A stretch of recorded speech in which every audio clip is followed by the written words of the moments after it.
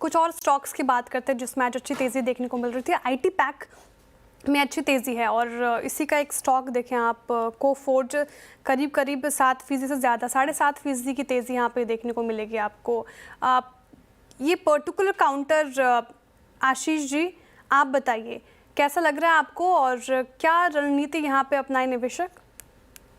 देखिए, अगर कोफॉर्ज की बात करें, आज काफ़ी अच्छी खासी तेज़ी है, करीबन 7.5-8% ऊपर छलांग लगा चुका है। डे हाई से थोड़ी-सी प्रॉफ़िट बुकिंग आई है, लेकिन ओवरऑल ट्रेंड यहाँ पर रिवर्स होने की गुंजाइश है। और बहुत दिनों के बाद में यहाँ पर थोड़ी बाइंग इमर्ज होते हुए नज़र आ रही है ब्रॉडर मार्केट के साथ में।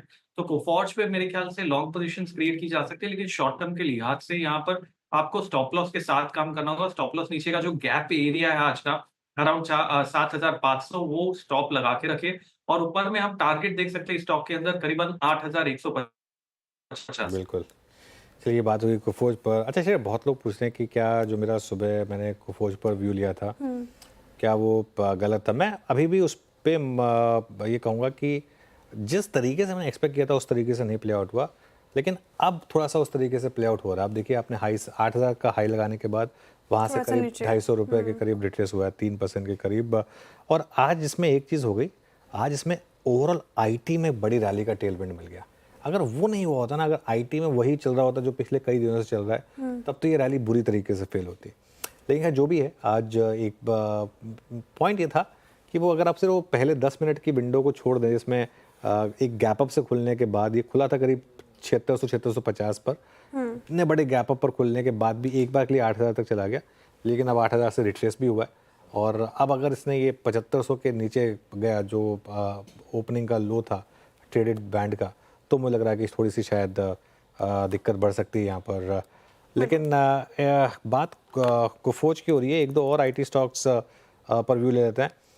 मानस, एक बार बिरला सॉफ्ट इस पर व्यू हो जाए।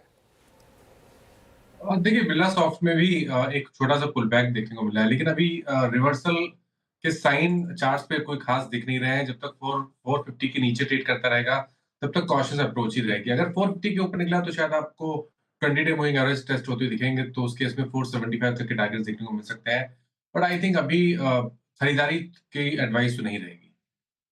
कि अभी खरीदारी की एडवाइस नहीं है। 450 के ऊपर निकले तब कोई पॉजिटिव यहाँ पे पॉजिटिविटी देखने को मिलेगी। चलिए, अब बाजार की तेज़ी के बारे बात करते हैं। देखिए, बाजार में तेज़ करेक्शन के बावजूद अगर आप देखें तो मिड और स्मॉल कैप वैल्यूएशन अभी भी महंगा है। मोतीलाल ओसवाल की रिपोर्ट के मुताबिक गिरावट के बाद लार्ज कैप सस्ते हुए हैं, लेकिन मिड कैप और स्मॉल कैप से अभी भी सतर्क रहने की ज़रूरत है। मोतीलाल ओसवाल की पूरी रिपोर्ट बताने के लिए मिताली जुड़ी हुई है। बताइए मिताली, क्या है रिपोर्ट? तो ओवरऑल रिपोर्ट का स्टैंड ये निकल रहा है कि वो फिलहाल लार्ज कैप स्टॉक्स के प्रति थोड़े बुलिश नजर आ रहे हैं और मिड कैप और स्मॉल कैप स्टॉक्स जो है वहाँ से उन्होंने दूर रहने की यहाँ पे सलाह दी है। वैल्यूएशन पिक्चर जो उन्होंने प्रेजेंट की है उस पर नजर डालते हैं तो 5 महीने पहले लार्ज कैप अगर इंडेक्स की बात करें तो 22 PE के मल्टीपल पे ट्रेड करा था, जो अभी थोड़ा ठंडा 18x के यहाँ पे वैल्यूएशंस पे नजर आ रहा है। वही मिड कैप और स्मॉल कैप में भी हमें वैल्यूएशंस ठंडे होते नजर आए हैं। 5 महीने के पहले देखें तो 35x से 27 टाइम्स का मल्टीपल अभी देखने को मिल रहा है मिड कैप में, और स्मॉल कैप में भी 24 टाइम्स का जो पीई मल्टीपल था वो अभी 21 टाइम्स के पीई मल्टीपल पे देखने को मिल रहा है।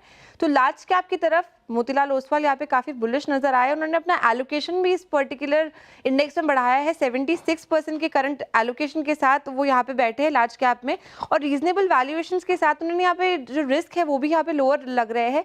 वही मिड कैप और स्मॉल कैप इंडेक्स की बात करें तो उनका कहना है कि यहाँ पे अर्निंग्स के कारण हमें थोड़ी और नाराजगी आने वाले टाइम में महसूस करने को मिल सकती है। थोड़ा रिस्की भी है मिड कैप और स्मॉल कैप का जो इंडेक्स, तो वहाँ से उन्होंने दूर रहने की, सतर्क रहने की सलाह दी है। उनका मानना है कि डिसअपॉइंटमेंट को देखते हुए यहाँ से थोड़ा अभी दूरी बनाए रखें, लार्ज कैप में जरूर निवेश करें। कुछ पर्टिकुलर सेक्टर्स जहाँ पे उन्होंने ओवरवेट का स्टैंड दिया है उसमें शामिल है consumption, BFSI, IT, industrial, health care और रियल एस्टेट। वही कुछ सेक्टर्स ऐसे भी है जहाँ उन्होंने अंडरवेट का कॉल दिया है, जैसे कि oil and gas, metal, cement और ऑटो सेक्टर से उन्होंने अंडरवेट का यहाँ पे स्टैंड दिया है। लार्ज कैप में उनकी टॉप पिक्स की अगर बात करें तो सबसे पहले रिलायंस इंडस्ट्रीज यहाँ पे शामिल है, भारतीय Airtel, ICICI bank, SBI, HUL, Mahindra, Titan, Trent यहाँ पे आपको शामिल होते नजर आएंगे। वही स्मॉल और मिड कैप की अगर बात करें तो वहाँ पे जो टॉप पिक्स है उसमें शामिल है Indian Hotels, Dixon Tech, JSW Energy, Godrej Properties, Coforge, BSC, Angel One जैसे यहाँ पे स्टॉक्स शामिल है। तो पूरी रिपोर्ट का यही स्टैंस है कि अभी बाजार को देखते हुए उन्होंने लार्ज कैप की प्रेफरेंस ज़्यादा दिखाई है और आगे आने वाले टाइम में थोड़ी और करेक्शन की भी उम्मीद जताई है। लार्ज कैप सेक्टर प्रेफर्ड है फिलहाल। बहुत शुक्रिया मिताली तमाम जानकारी के लिए और रिपोर्ट समझाने के लिए।